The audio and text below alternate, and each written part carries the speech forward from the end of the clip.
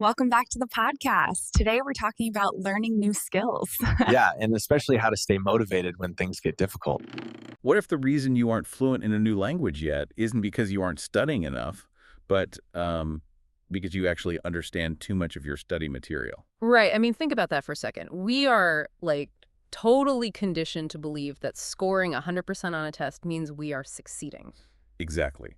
But in the science of language learning, total comfort might actually be your biggest enemy. Yeah, that is the ultimate paradox of learning a new skill. When you understand 100% of what you hear, your brain is just coasting. It's reviewing, not building. Wow, so the friction you feel when you are confused isn't a sign of failure. No, not at all. From a brain science standpoint, that friction is the literal sensation of your brain expanding. Which perfectly sets up our mission today. Welcome to the Deep Dive. Today we are looking at the science of fluency, just for you. Yeah, we have a really fascinating stack of sources to decode how anyone goes from knowing absolutely zero words to achieving, complete mastery of a language. And we are going to keep the English slow and clear today because we want you to really absorb these ideas. We're looking at the official language framework, strategies for breaking through the intermediate plateau, and even how to use movies to learn complex words. And while our sources focus on English, the science applies to any language you want to learn. The journey is hard, but there is a clear data-backed way to do it. It requires stepping away from just memorizing flashcards. So before we look at the friction of learning, we have to understand the blueprint, right? Like, what are we actually trying to build? Right. Our sources outline this using something called the CEFR framework. It's the global standard for languages. It grades your level from A1, which is the absolute beginner, all the way up to C2, which is native level mastery. Okay, so the jump between those levels is where the story really begins. At the A1 and A2 levels, you are dealing with survival language. Exactly. You are learning the basic scripts of human needs. Like ordering a coffee or asking where the train station is. Yeah. Or introducing yourself at a party. You are dealing with highly predictable situations.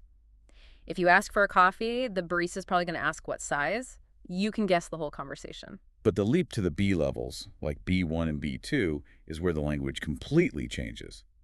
A B2 learner is an independent user. Right. The training wheels come off. You aren't just reciting a script anymore. You are suddenly expected to handle the unfamiliar and the unexpected. That concept of handling the unexpected is huge, because getting to that B2 level requires a massive vocabulary. You can't improvise if you don't have the words. Totally. And our sources bring up this concept called the Oxford 3000.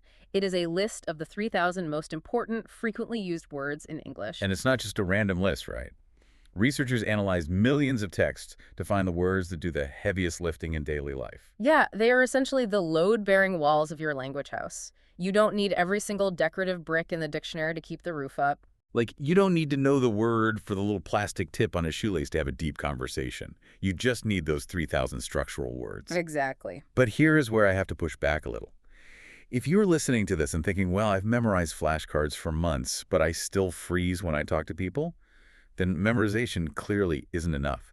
Does simply drilling these 3,000 words actually make someone fluent? It absolutely does not. And that is a trap, millions of learners fall into. Memorizing a word list is just having a pile of bricks sitting on your grass. Right. Vocabulary without context is useless in a real conversation. A B1 learner might know all 3,000 words on a written test, but true B2 fluency requires you to actually use those words when someone interrupts you or speaks really fast. The brain has to pull the word from the mental filing cabinet in a fraction of a second. Precisely. Handling the unexpected requires real-time practice, which a flashcard simply cannot simulate. And that reality, that frustrating gap between knowing the word in your head and using it out loud, is what experts call the intermediate plateau. Oh yeah, B1 purgatory. You are definitely not a beginner anymore, but you feel nowhere near fluent.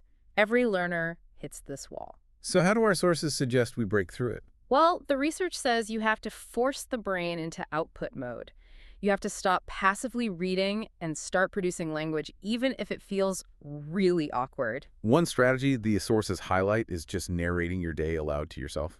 Yeah, literally talking to yourself while making breakfast. Like, I am opening the fridge. I am looking for the butter. It sounds silly, right? But it works because it removes the social pressure while forcing your brain to find vocabulary in real time. Another great strategy is using modern technology, like having a 5-minute voice chat with ChatGPT. You can ask it to role play a hotel booking or a job interview. The goal isn't to be perfect, it's just to practice. But I mean, putting yourself on the spot to narrate your life is exhausting. Your brain needs fresh fuel. Which brings us to how we absorb language through media. Yes. For beginners and intermediates, the sources recommend short podcasts, things like The English We Speak. They are easily digestible. And as you get better, you graduate to complex stories, like true crime shows or long TV series. Friends is heavily recommended because the speech is clear. But if you want to understand casual slang, you move to something like Stranger Things. This brings us to a really interesting rule from our sources about media. It's called the Goldilocks rule. The rule says you should aim for exactly 80% comprehension of whatever you are watching or listening to. Right, the Goldilocks zone. Not too hard, not too easy. But wait, I have to challenge this. As a learner, sitting through a podcast where I am completely lost 20% of the time sounds so frustrating. Why wouldn't I just aim for 100% to feel confident? Because if you always aim for 100%, you are confusing comfort with progress. Oh, that's a good way to put it. Yeah, the science is based on something called the input hypothesis. If you understand every single word, you aren't learning anything new. You're just walking around a house you already built. You're just verifying what you already know. Exactly. But that 20% gap of unknown words, that is where cognitive growth happens. It forces your brain into active inference. Let's unpack active inference, because that sounds like the secret sauce. It really is. When you hear a word you don't know, your brain doesn't just shut down. It looks at the other 80% of words you do understand, it listens to the speaker's tone, and it guesses the meaning. Right, you solve the puzzle from context. Yes, and wrestling with the unknown trains your brain not to panic when it encounters a gap. And not panicking is the defining trait of a fluent speaker. So the frustration of that 20% isn't a bug, it's the feature. Yeah. But listening only trains the ear. Our sources say reading is also crucial for breaking the plateau. Yeah, and apparently how you read completely dictates what kind of fluency you develop. We have a fascinating study here of 120 intermediate learners testing 3 different reading strategies. Okay, let's look at those. The first was extensive reading. This is basically reading a lot of text quickly for pleasure. The second was intensive reading. This is a very slow dissection of a short text to understand every single grammar rule. And the third was interactive reading, which pairs reading with social discussion. So what were the results? Well, the extensive group, the ones reading for pleasure, improved their natural reading speed and flow the most. That makes sense. But the intensive reading group saw the absolute highest gains in learning new vocabulary. Why does staring at a paragraph for 20 minutes work so well? It comes back to cognitive strain. You aren't just guessing a word, you are deconstructing it. You are forcing the brain to encode the mechanics of the word, which builds a strong memory. Okay, but there's a contradiction here. The third group, the interactive reading group, had the highest levels of motivation and engagement. Right. Reading combined with social interaction, discussing the text with a partner. But if my goal is to speak fluidly at work, why read socially?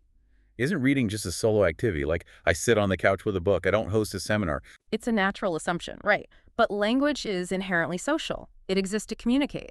Interactive reading bridges the gap between a safe book and a risky real-world conversation. Because suddenly you have to externalize your thoughts. And defend them. If your partner disagrees with your idea about a chapter, you have to process their argument and explain yourself in real time. It perfectly simulates the unexpected demands of the B2 level. Wow, okay. So let's tie this all together. You build the foundation with the Oxford 3,000 words. You use the 80% rule with podcasts. You mix intensive and interactive reading. What is the final boss of fluency? According to our sources, the final boss is mastering phrasal verbs. Oh yes, phrasal verbs, the most difficult aspect of the English language. Yeah, it's when a standard verb and a preposition combine to create an entirely new, deeply unpredictable meaning. They are essentially the secret handshakes of English. And since our goal today is to really help you actively practice, we are going to learn 5 specific phrasal verbs right now. Yeah, one word at a time. And we want you to practice writing example sentences in the comments for each one. Writing them down really helps you remember. Exactly. So the first word is check-in. Right. Check-in means to arrive and register at a place, like a hotel or an airport. Our sources actually mentioned Tom Cruise checking in to a hotel in Mission Impossible. It's a very common phrase. For example, you might say, I need to check in at the hotel before 3. Or we checked in online for our flight. Let's do a quick practice conversation so you can hear it naturally. I'll start. Hey, did you check in at the front desk yet? Yeah, I checked in about 10 minutes ago. Here is my room key. Perfect. Now it is your turn, listener. Try to write a sentence using check-in down in the comments. Okay, word number 2 is the opposite. Check out. Yes, check out. This means to pay your bill and leave a hotel, or to look at something interesting. Good point. It has 2 meanings. For example, we have to check out of the hotel by 11 a.m. Or the other meaning. You should check out that new cafe downtown. It looks great. Let's do a short dialogue for this one. So, are we ready to leave for the airport? Almost. I just need to go down to the lobby and check out. Great. So take a second, listener, and use checkout in a comment. Moving on to word number 3. Drop off. Drop off means to take someone or something to a place and leave them there. For example, I need to drop off this package at the post office. Or, I will drop you off at the train station on my way to work. Here's a quick conversation. Hey, can I borrow your car later? Sure, just drop me off at work first, and then it's yours. Awesome. Don't forget to practice drop off in the comments below. We love reading your examples. Okay, word number 4 is run out. Run out. This means to use all of something so there's nothing left. Like running out of time or running out of milk. For example, we need to go to the store because we ran out of coffee. That's an emergency. Or you could say, hurry up, our time is running out. Let's hear it in a conversation. Hey, did you print the reports for the meeting? I tried, but the printer ran out of paper halfway through. Very natural. All right, listeners, pause for a moment and write a sentence using run out. And finally, word number 5 is track down. Track down means to find someone or something after a long search. Like a detective tracking down a clue. For example, it took me hours to track down my missing keys. Or, I need to track down the manager to sign this document. Let's do a quick dialogue for this last one. Hey, did you ever find that book you were looking for? Yeah, I finally tracked it down at a small bookstore across town. Excellent. Okay, listener, give us your best sentence using track down in the comments. These phrasal verbs are so important because native speakers rely on them constantly. If you just memorize a list of abstract meanings, it fades from memory. Right, but when you learn them in the wild, like through a gripping movie scene or a natural podcast conversation, you provide your brain with emotional anchors. Exactly. You are bypassing rote memory and tapping into real experience. That drags the word deep into your long-term memory. So let's recap this incredibly fun deep dive. Mastering a language isn't just about suffering through grammar drills. No, it's about building a structural foundation with those load-bearing words and pushing through the intermediate plateau by using the 80% rule. You intentionally push your brain to guess meaning from context. You mix intensive reading with social interactive reading. And you embrace the secret codes of real-world media, like the 5 phrasal verbs we just practiced. Yuck. Check in, check out, drop off, run out, and track down. Remember to choose one or more of those words and practice them in the comments. We really do want to see your sentences. The biggest takeaway here is a mindset shift. Yeah. If you are learning English and you feel stuck on a plateau, or you feel frustrated because you only understand 80%, that isn't a sign that you are failing. Not at all. That friction is the exact sign that your brain is doing the heavy lifting. Which leaves us with a final thought to consider before we wrap up. We just spent a lot of time exploring how consuming foreign media at an 80% level forces your brain to rewire itself and grow. But turn that lens inward for a moment. Consider this. How is the daily diet of media you consume in your native language currently shaping or maybe limiting your own cognitive abilities? Oh, wow. Are you actively challenging yourself with a 20% gap in your native language by reading complex ideas, or are you just comfortably walking the exact same familiar halls every single day? That is a brilliant question to sit with. True fluency isn't just about learning a second language. It's about constantly expanding the boundaries of your first one, too. Absolutely. Keep stretching that blueprint, keep laying those bricks, and keep leaning into the friction of your learning journey. We are cheering for you. Keep practicing. You're doing great. Until next time, we'll see you on the next deep dive.